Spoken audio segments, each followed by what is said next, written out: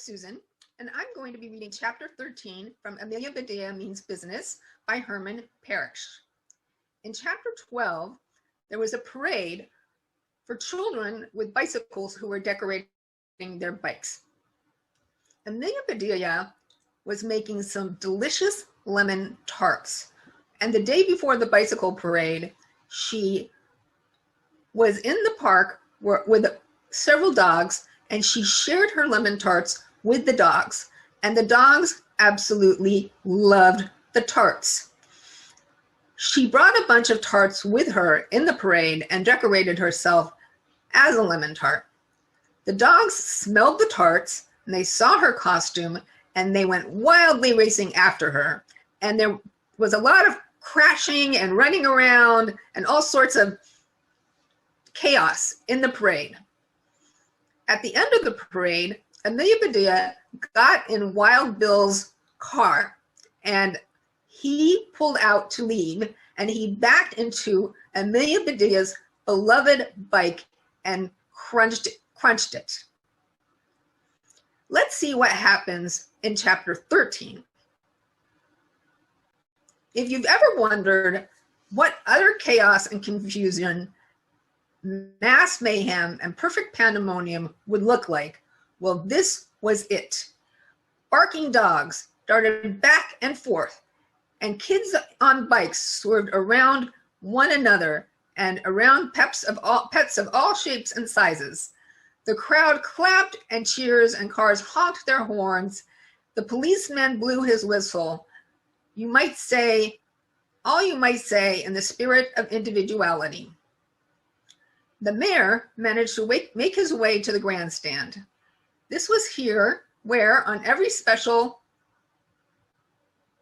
occasion, he had given a speech to this calm, quiet, peaceful town. Diana bounded up the stairs onto the grandstand. "Excuse me, Mr. Mayor," she called out as she rushed out to the microphone. She blew her whistle with all her might, but mysteriously, there was no sound. That's a picture of Diana blowing her whistle. All of a sudden, every dog in town froze. Their ears went straight up. They all turned to look at her. They put their tails between their legs, and every single one of them slowly slunk back to its owner. The car horns stopped honking. The guinea pigs and rabbits and parrots stopped chattering. The kids on their bikes settled down.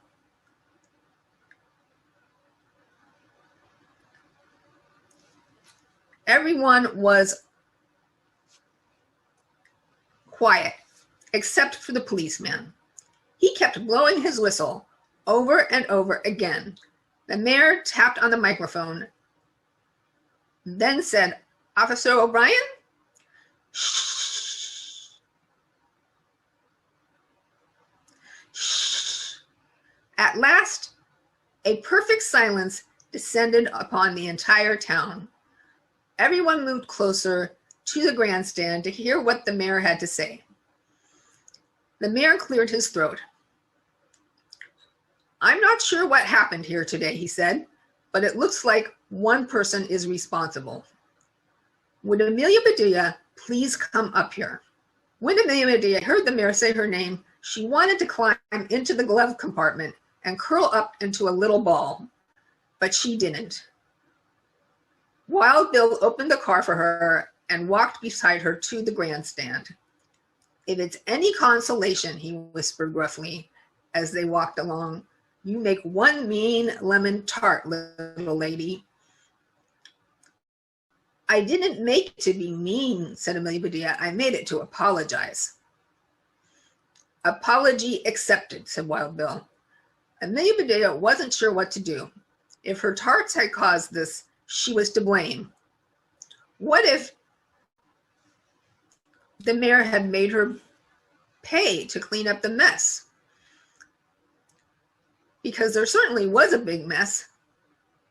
Then she would never have enough money to get a new bike. and now she couldn't even jump on her old bike and escape.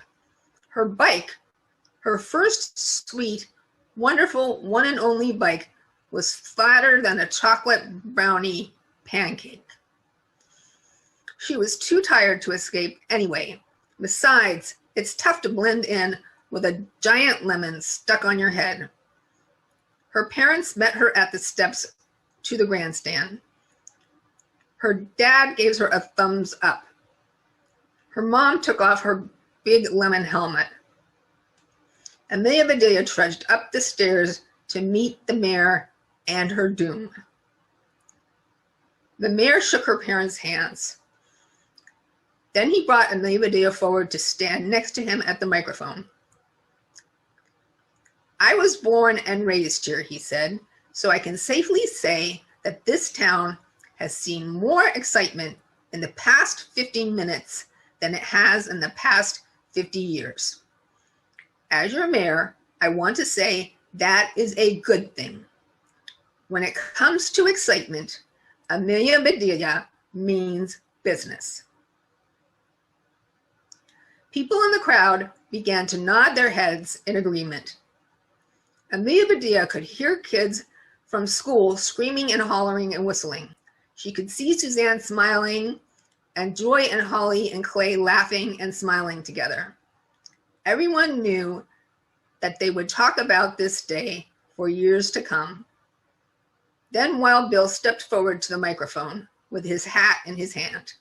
Mr. Mayor, everyone in town knows I've had my differences with this little lady. However, I've come to admire her spirit. She does things her own way. If something goes wrong, she bounces back and tries again. As far as I'm concerned, no one captures the spirit of individuality better than Amelia Bedelia. I declare her to be the winner of the bicycle contest. As the crowd cheered, Wild Bill bent down to say to her, I believe you could use a new bike. Am I right? Amelia Bedelia nodded and smiled and waved to the crowd. As the clapping died down, Wild Bill reached into his hat and pulled out the lemon tart Amelia Bedelia had tossed in.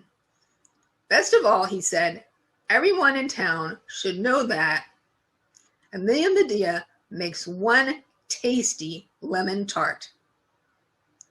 Wild Bill popped the tart in his mouth and wolfed it down in one bite. The crowd roared its approval again.